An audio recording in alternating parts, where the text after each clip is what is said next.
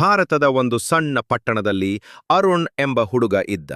ಅವನು ಯಾವಾಗಲೂ ತರಗತಿಯ ಕೊನೆಯ ಬೆಂಚಿನ ಮೇಲೆ ಕುಳಿತುಕೊಳ್ಳುತ್ತಿದ್ದನು. ಅವನು ಬಯಸಿದ್ದರಿಂದ ಅಲ್ಲ, ಆದರೆ ಅವನು ಅಲ್ಲಿಗೆ ಸೇರಿದವನು ಎಂದು ಅವನಿಗೆ ಹೇಳಲಾಗಿದ್ದರಿಂದ. ಶಿಕ್ಷಕರು ಅವನನ್ನು ಸೋಮಾರಿ ಎಂದು ಕರೆದರು.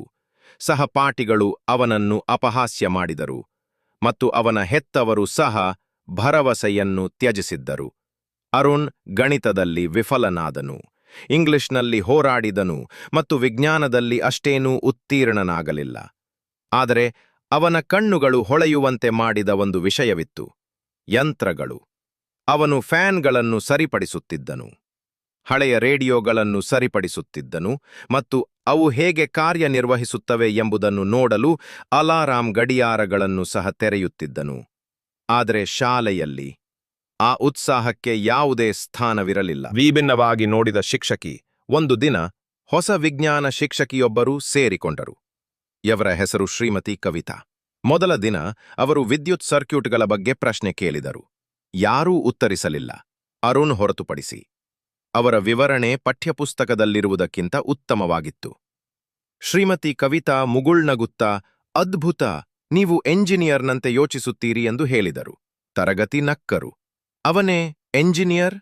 ಅವನು ಪಾಸ್ ಆಗಲು ಸಾಧ್ಯವಿಲ್ಲ. ಆದರೆ ಅವಳು ನಗಲಿಲ್ಲ. ತರಗತಿಯ ನಂತರ ಅರುಣ್ ಅವರನ್ನು ಭೇಟಿಯಾಗಲು ಕೇಳಿಕೊಂಡಳು. ಅವಳು ಅವನಿಗೆ ಒಂದು ಹಳೆಯ ಮೋಟಾರ್ ಮತ್ತು ಒಂದು ಸವಾಲನ್ನು ಕೊಟ್ಟಳು. 3 ದಿನಗಳ ನಂತರ ಅವನು ಸ್ಕ್ರ್ಯಾಪ್ನಿಂದ ಮಾಡಿದ ಸಂಪೂರ್ಣವಾಗಿ ಕೆಲಸ ಮಾಡುವ ಫ್ಯಾನ್ ಅನ್ನು ತಂದನು. ಆ ದಿನದಿಂದ ಶ್ರೀಮತಿ ಕವಿತಾ ಅರುಣ್ಗೆ ಹೆಚ್ಚಿನ ಯೋಜನೆಗಳು, ಹೆಚ್ಚಿನ ಪುಸ್ತಕಗಳು ಮತ್ತು ಮುಖ್ಯವಾಗಿ ಆತ್ಮವಿಶ್ವಾಸವನ್ನು ನೀಡಿದರು. ಎಲ್ಲ ಸಾಧ್ಯತೆಗಳಿಗೂ ವಿರುದ್ಧವಾಗಿ. ಆದರೆ ಜೀವನ ಸುಲಭವಾಗಿರಲಿಲ್ಲ. ಅವನ ತಂದೆ ಶಾಲೆ ಬಿಟ್ಟು ಮೆಕ್ಯಾನಿಕ್ ಅಂಗಡಿಯಲ್ಲಿ ಕೆಲಸ ಮಾಡಲು ಹೇಳಿದರು.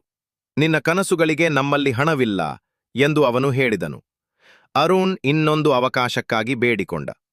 ಅವನು ಅರೆಕಾಲಿಕ ಕೆಲಸ ಮಾಡಲು ಪ್ರಾರಂಭಿಸಿದನು, ತಡರಾತ್ರಿ ಓದಿದನು ಮತ್ತು ತನ್ನ 12ನೇ ತರಗತಿ ಪರೀಕ್ಷೆಗಳಿಗೆ ತಯಾರಿ ನಡೆಸಲು. ಚಲನಚಿತ್ರಗಳು, ಸ್ನೇಹಿತರು, ಹಬ್ಬಗಳು ಎಲ್ಲವನ್ನೂ ತ್ಯಜಿಸಿದನು. ಅವನು ಅಗ್ರಸ್ಥಾನ ಪಡೆಯಲಿಲ್ಲ, ಆದರೆ ಅವನು ಉತ್ತೀರ್ಣನಾದನು, ಯೋಗ್ಯ ಅಂಕಗಳೊಂದಿಗೆ. ಒಂದು ಸಣ್ಣ ಎಂಜಿನಿಯರಿಂಗ್ ಕಾಲೇಜಿಗೆ ಸೇರಲು ಸಾಕು. ಅಲ್ಲಿ ಅವನು ಇಂಗ್ಲಿಷ್ ಭಾಷೆಯೊಂದಿಗೆ ಹೋರಾಡಿದನು. ತನ್ನ ಮೊದಲ ಸೆಮಿಸ್ಟರ್ನಲ್ಲಿ ಅನುತ್ತೀರ್ಣನಾದನು, ಆದರೆ ಬಿಟ್ಟುಕೊಡಲಿಲ್ಲ. ಅವನು ಯೂಟ್ಯೂಬ್ ವಿಡಿಯೋಗಳನ್ನು ವೀಕ್ಷಿಸಿದನು, ಪುಸ್ತಕಗಳನ್ನು ಓದಿದನು ಮತ್ತು ಹೆಚ್ಚುವರಿ ಆದಾಯಕ್ಕಾಗಿ ಸಣ್ಣ ಯೋಜನೆಗಳನ್ನು ಸಹ ಕೈಗೆತ್ತಿಕೊಂಡನು. ಅಂತಿಮ ವರ್ಷದ ಹೊತ್ತಿಗೆ ಅವನು ರಾಷ್ಟ್ರೀಯ ಮಟ್ಟದ ಸ್ಪರ್ಧೆಯಲ್ಲಿ ಗೆದ್ದ ಸೌರಶಕ್ತಿ ಚಾಲಿತ ನೀರಾವರಿ ಸಾಧನವನ್ನು ನಿರ್ಮಿಸಿದನು. ಒಂದು ಕಾಲದಲ್ಲಿ ಅವನ ಶಾಲೆಯ ಕೆಟ್ಟ ವಿದ್ಯಾರ್ಥಿಯನ್ನು ಅಣಕಿಸಿದ ಅದೇ ಪತ್ರಿಕೆಗಳು ಈಗ ಅವನನ್ನು ಹಳ್ಳಿಯನ್ನು ಬೆಳಗಿಸಿದ ಹುಡುಗ ಎಂದು ಕರೆದವು. ಕಾಲೇಜು ಮುಗಿದ ನಂತರ ಅರುಣ್ ಕೆಲಸಕ್ಕೆ ಹೋಗಲಿಲ್ಲ.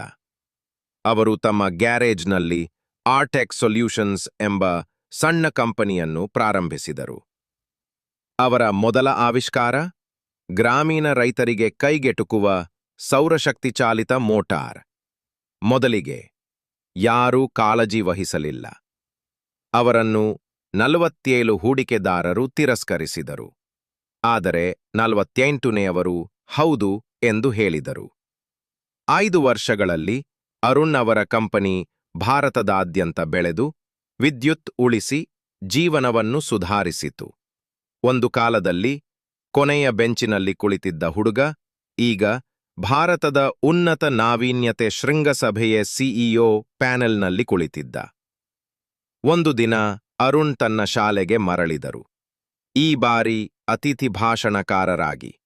ವೇದಿಕೆಯ ಮೇಲೆ ನಿಂತು ಅವರು ಒಮ್ಮೆ ಕುಳಿತಿದ್ದ ಅದೇ ಕೊನೆಯ ಬೆಂಚನ್ನು ನೋಡಿದರು. ಅವನು ಮುಗುಳ್ನಗುತ್ತಾ ಹೇಳಿದ, ಅವರು ನನ್ನನ್ನು ನಿಧಾನ, ಮಂದ, ವೈಫಲ್ಯ ಎಂದು ಕರೆದರು. ಆದರೆ ಒಬ್ಬ ಶಿಕ್ಷಕ ಅದನ್ನು ಬದಲಾಯಿಸಿದನು. ಎಲ್ಲರೂ ನಿಮ್ಮನ್ನು ನಂಬುವ ಅಗತ್ಯವಿಲ್ಲ, ಕೇವಲ ಒಬ್ಬ ವ್ಯಕ್ತಿ. ನಿಮಗಾಗಿ ಆ ವ್ಯಕ್ತಿಯಾಗಿರಿ ಅಥವಾ ಬೇರೆಯವರಿಗೆ ಆ ವ್ಯಕ್ತಿಯಾಗಿರಿ.